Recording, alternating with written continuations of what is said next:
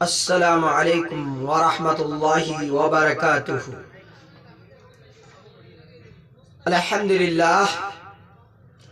الحمدللہ وکفی والسلام علی عبادہ الذین اصطفی، اما بعد۔ رب اشرح لی صدری ویسر لی امری واحلل عقدۃ من لسانی یفقہوا قولی۔ رب زدنی علما، رب زدنی علما، رب زدنی علما۔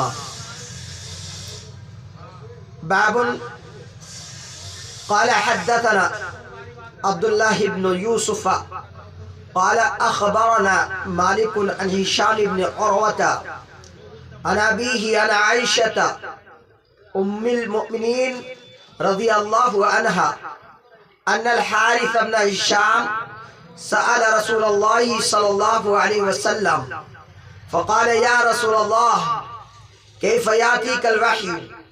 فقال رسول الله صلى الله عليه وسلم يأتيني مثل صلصلة الجرس وهو أشده علي فيفصم عني وقد رأيت عنه ما قال، وأحيانا يتمثل لي الملك رجلا فيكلمني فأعي ما يقول. قالت عائشة ولقد رأيته ينزل عليه الوحي في اليوم الشديد البرد فيفصم عنه وإن جبينه ليتفسد عرقا۔ محترم ناظرین، آج آپ کی خدمت میں الحمدللہ بخاری شریف کی دوسری حدیث پیش خدمت ہے۔ امام بخاری رحمۃ اللہ علیہ نے باب باندھا ہے، بابن۔ پہلے باب باندھا تھا بابن کیف کان بدء الوحی الی رسول اللہ صلی اللہ علیہ وسلم، کہ کیسے اللہ کے رسول صلی اللہ علیہ وسلم پر وحی کا آغاز ہوا، اس کا باب باندھا۔ اور اب باب باندھا ہے بابن۔ بابن خالی جب کہتے ہیں آپ تو اس سے پتہ چلتا ہے کہ یہ باب اس پہلے باب سے متعلق ہے، اس کا تعلق پہلے باب سے ہے، لہذا اس میں بھی وہی مسائل کا تذکرہ امام بخاری رحمۃ اللہ علیہ فرمائیں گے، جیسا کہ وحی کے آغاز کے سلسلے میں، وحی کے سلسلے میں روایات کو پیش کیا گیا اور اس کے مقاصد کو، روایت کو پیش کیا گیا اور اس کے مقاصد کو آپ کو بتایا گیا۔ بحمد اللہ تعالی اب دوسری حدیث کی نوبت آئی جس کو ہم آپ کے سامنے بیان کر رہے ہیں۔ ہم نے پہلے حدیث کی عبارت خوانی کی اور اس کے بعد اب ہم آپ کی خدمت میں اس کا ترجمہ بھی پیش کر رہے ہیں۔ قال حدثنا، امام بخاری رحمۃ اللہ علیہ نے فرمایا کہ ہم کو بیان کیا عبداللہ ابن یوسف نے، کام کو خبر دی مالک نے ہشام ابن عروہ سے، انا ابیہ، انہوں نے اپنے باپ سے، انا عائشہ، انہوں نے عائشہ رضی اللہ تعالیٰ عنہ سے جو ام المؤمنین یعنی مومنوں کی ماں ہے رضی اللہ عنہ، اللہ ان سے راضی ہو، ام المؤمنین رضی اللہ تعالیٰ عنہ سے روایت بیان فرمائی۔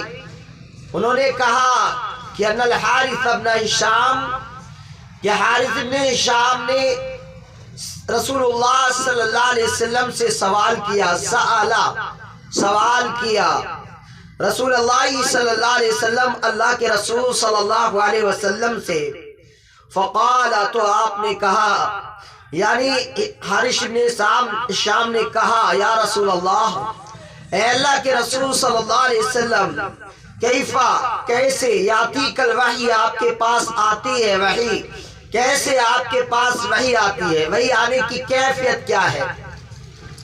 فقال رسول اللہ صلی اللہ علیہ وسلم، تو اللہ کے رسول نے جواباً کہا، کیا کہا؟ احیاناً، کبھی کبھار، یاتینی، میرے پاس وحی آتی ہے، مثل سلسلۃ الجرس، یعنی گھنٹی کے آواز کی مانند، گھنٹی کے بجنے کی مانند، اور یہ کیفیت میرے اوپر بہت زیادہ سخت ہوتی ہے، تو جب وہ مجھ سے رک جاتی ہے، جب وہ مجھ سے ختم ہو جاتی ہے کیفیت، وقت وعیت ان، تو میں محفوظ کر لیتا ہوں اس کو، یاد کر لیتا ہوں اس کو جو مقال جو فرشتہ کہتا ہے۔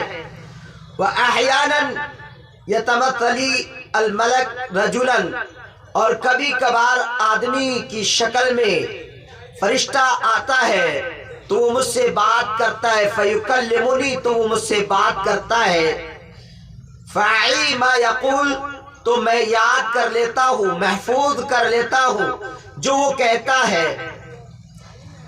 قالت عائشہ، عائشہ رضی اللہ تعالیٰ عنہا نے فرمایا، وَلَقَدْ رَأَيْتُهُ، میں نے اللہ کے نبی صلی اللہ علیہ وسلم کو دیکھا کہ ينزل علیہ الوحی، اس حال میں کہ نازل ہو رہی ہے ان کے اوپر وحی، اللہ کے نبی صلی اللہ علیہ وسلم کے اوپر وحی کا نزول ہو رہا ہے، فی الیوم الشدید البرد، سخت سردی میں، اور آپ سے وحی کا سلسلہ جب ختم ہو جاتا ہے، فیفصم عنہ، جب آپ سے وحی کا سلسلہ رک جاتا ہے، ختم ہو جاتا ہے، تو آپ کی پیشانی، ان جبینہ لیتفسد عرقا، تو آپ کی پیشانی سے البتہ پسینہ ٹپک رہا ہوتا ہے۔ اللہ کے نبی صلی اللہ علیہ وسلم پر وحی کی کیفیت جب طاری ہوتی تھی تو آپ صلی اللہ علیہ وسلم پر بڑی گرانی اور بڑی مشقت کا سامنا اللہ کے نبی صلی اللہ علیہ وسلم کو کرنا پڑتا تھا۔ اللہ کے نبی صلی اللہ علیہ وسلم کی وحی کی کیفیات کا تذکرہ اس حدیث کے اندر موجود ہے۔ انبیاء اکرام علیہ السلام، خصوصاً سیدنا محمد رسول اللہ صلی اللہ علیہ وسلم پر نزول وحی کے مختلف طریقے رہے۔ انبیاء کے خواب بھی وحی ہوتے ہیں، اور ان کے قلوب مجلہ پر جو واردات، الہامات ہوتے ہیں وہ بھی وحی الہی ہوتے ہیں۔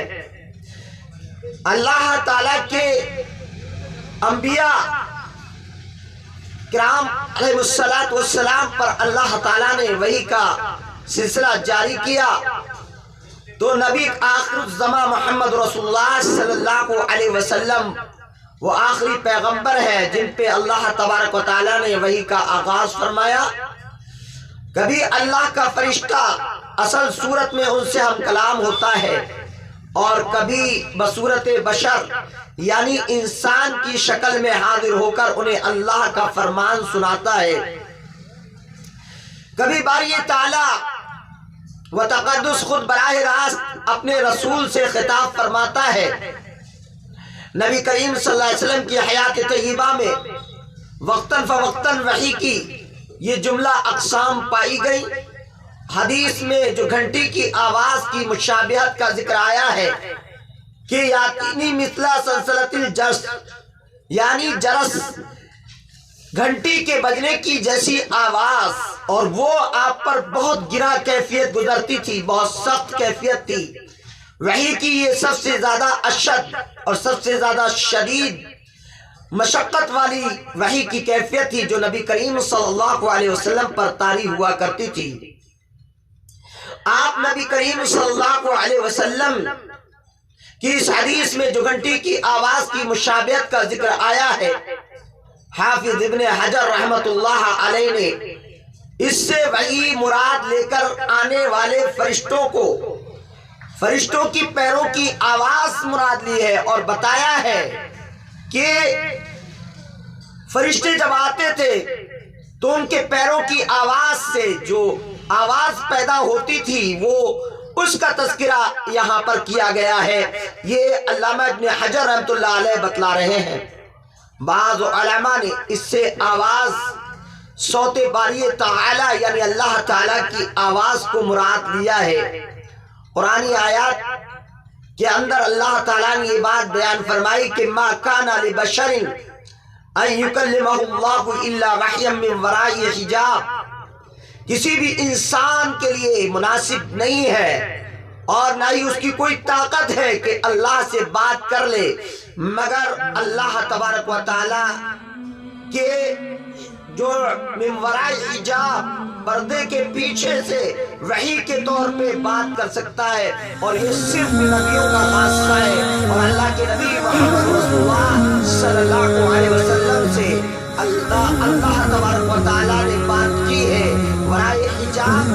पर्दे के पीछे से बात की और आप नबी करीम सल्लल्लाहु अलैहि वसल्लम ने अल्लाह तबारक व तआला की बात को सुना भी।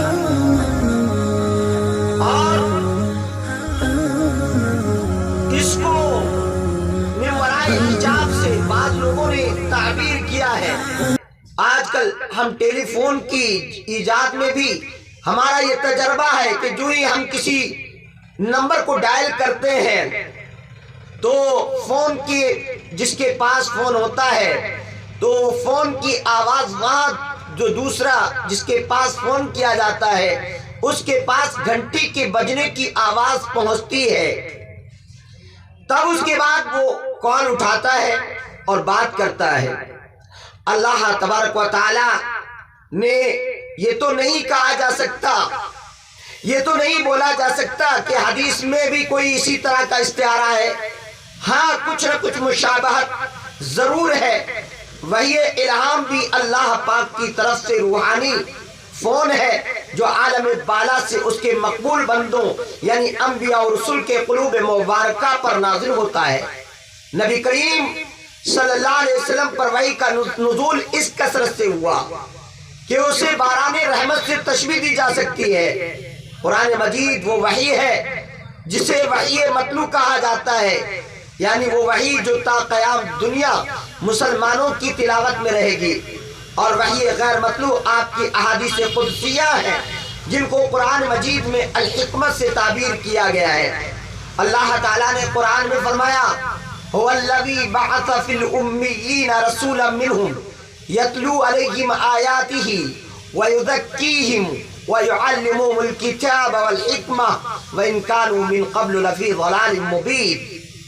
अल्लाह रब्बुल इज़्ज़त ने फरमाया कि वही अल्लाह की जात है जिसने उम्मीयीन के अंदर भेजा रसूल मिनहुम, उन्हीं में से एक रसूल, यतलू अलैहिम आयातिही, जो उन पर अल्लाह की आयात की तिलावत करता है। यतलू अलैहिम आयातिही व युज़क्कीहिम, उनके नफ्सों का तज़किया करता है। व युअल्लिमुहुमुल किताब, और उन्हें किताब सिखाता है। वल हिकमा, और हिकमत को सिखाता है। इससे पहले के लोग सरी गुमराही के अंदर मुब्तला थे। अल्लाह तबारक व तआला ने यह वाज़ेह तरीके से बता दिया कि अल्लाह के नबी सल्लल्लाहु अलैहि वसल्लम की बिअसत का मकसद अल्लाह के कलाम की तिलावत और तज़किया नुफूस का तज़किया, और उसके साथ साथ ये भी बता दिया कि तालीम किताब व हिकमत यानी तालीम किताबुल्लाह और तालीम सुन्नत रसूलिल्लाह, ये दोनों लाजमी और ज़रूरी है उम्मत मुसलमान के अफराद पर। लिहाजा अल्लाह के नबी मोहम्मद रसूलुल्लाह सल्लल्लाहु अलैहि वसल्लम पर जो वही का नुज़ूल हुआ, अल्लाह तबारक व तआला ने जो कलाम मुक़द्दस की सूरत में आप नबी करीम सल्लल्लाहु अलैहि वसल्लम पर सबसे पहला कलाम जो नाजिल किया, उसका तज़किरा इंशाअल्लाह अनक़रीब अहादीस में आएगा, जिसको हम आपको बताएंगे। और अभी हम आपको ये भी बताएंगे कि इंशाअल्लाह कि मुनकिरीन हदीस ने क्या क्या शोशे छोड़े हैं और नबी करीम सल्लल्लाहु अलैहि वसल्लम के असहाब पर क्या क्या रेशा दवानियां करने की कोशिश की है। ये सारी बातें भी इंशाअल्लाह दुरूस में आएंगी और हम उनका रद्द भी इंशाअल्लाह किताबुल्लाह और सुन्नत रसूलुल्लाह की सूरत में आपकी खिदमत में रखेंगे। इतना जान ले कि माताकुम रसूल फखुज़ूह, जिनको तुम्हारा रसूल तुम्हें दे तुम उसको ले लो। वमा नहाकुम अन फंतहू, और जिसको तुम्हारा रसूल जिससे तुम्हें रोके तुम उससे रुक जाओ।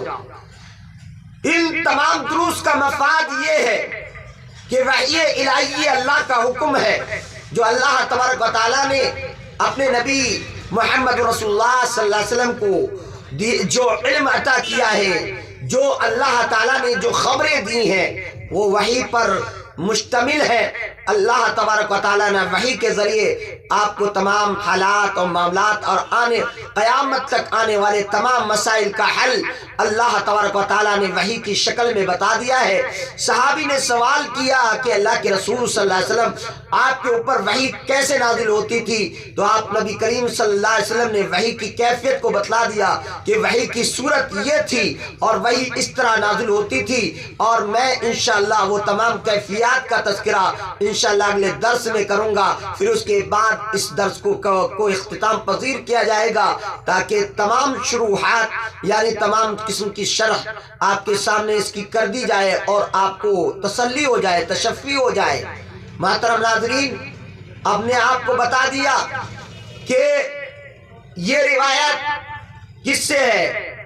ام المومنین عائشہ رضی اللہ تعالیٰ عنہ، جو اللہ کے نبی صلی اللہ علیہ وسلم کی بڑی سمجھدار فقیحہ محدثہ، اپنے وقت کی عالمہ و فاضلہ، اللہ کے نبی صلی اللہ علیہ وسلم اور اپنے وقت کی ہی نہیں بلکہ ساری دنیا، آنے والی دنیا کی تمام عورتوں سے زیادہ بہتر سوائے ان کے جن کی فضیلت اللہ کے نبی صلی اللہ علیہ وسلم نے بیان فرمائی ہو، ان تمام میں سب سے زیادہ علم رکھنے والی اور سب سے زیادہ روایت کرنے والی صحابیہ اللہ کے نبی صلی اللہ علیہ وسلم کی بیوی جو ہماری ماں ہے، جن کے پاک دامنی کی شہادت اللہ کی کتاب میں موجود ہے، جن کے پاک دامنی کی شہادت کے لیے اللہ تعالیٰ نے قرآن میں سورہ نور کے اندر اللہ تبارک و تعالیٰ نے 10 آیتوں کا نزول فرمایا۔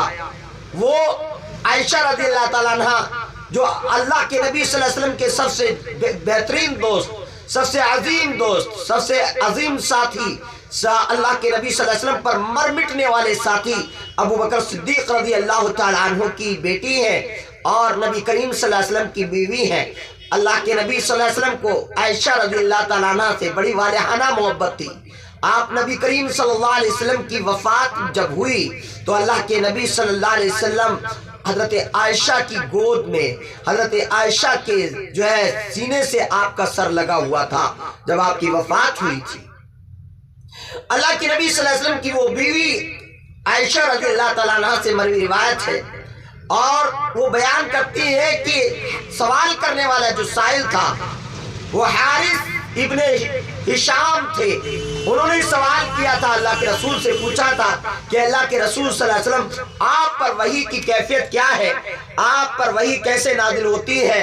اے اللہ کے نبی صلی اللہ علیہ وسلم آپ وحی کی کیفیت کو بتائیے۔ تو آپ نبی کریم صلی اللہ علیہ وسلم نے وحی کی کیفیت کو بتایا کہ کبھی کبھار وحی جو آتی ہے میرے پاس گھنٹی کے بجنے کی آواز کی طرح آتی ہے اور یہ میرے اوپر بہت سخت ہوتی ہے، اور فرمایا جب یہ کیفیت ختم ہو جاتی ہے تو میں وحی الہی سے جو کچھ ہوتا ہے سب کو یاد کر لیتا ہوں، اور اس کے بعد فرشتہ، ایک صورت یہ ہے کہ فرشتہ آدمی کی شکل میں آتا ہے، اور آدمی کی شکل میں کس کی شکل میں آتا تھا؟ سب سے زیادہ فرشتے حضرت جبرائیل علیہ السلام اگر کسی شخصیت کی شکل میں آتے تھے تو وہ دحیہ کلبی رضی اللہ تعالیٰ عنہ تھے، جن کی شکل میں جبرائیل امین علیہ السلام بہت تشریف لاتے تھے۔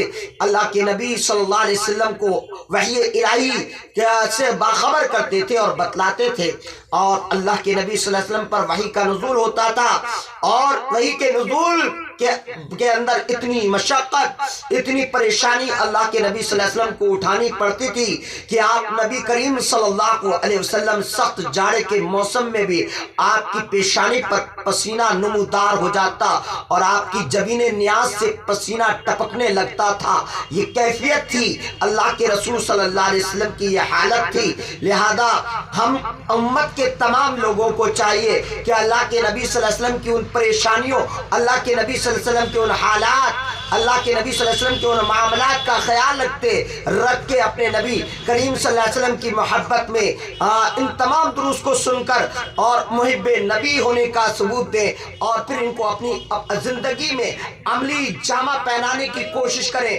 ہماری ان احادیث کے پیش کرنے کا مقصد صرف امت کی اصلاح اور امت کو اللہ کے نبی صلی اللہ علیہ وسلم کی صحیح احادیث کی طرف رہنمائی ہمارا مقصود و مطلوب ہے۔ ہماری ہماری نیت ہے کہ اللہ تبارک و تعالی ہماری زندگی میں پوری بخاری شریف کا ترجمہ پیش کرنے کی اللہ ہمیں توفیق نصیب فرمائے، اور آپ سب کو سن کر اس پر عمل کرنے کی اللہ توفیق عنایت فرمائے۔ آمین۔ وآخر دعوانا ان الحمد للہ رب العالمین، والصلاة والسلام علی سید الانبیاء والمرسلین، والحمد للہ رب العالمین۔ السلام علیکم ورحمۃ اللہ۔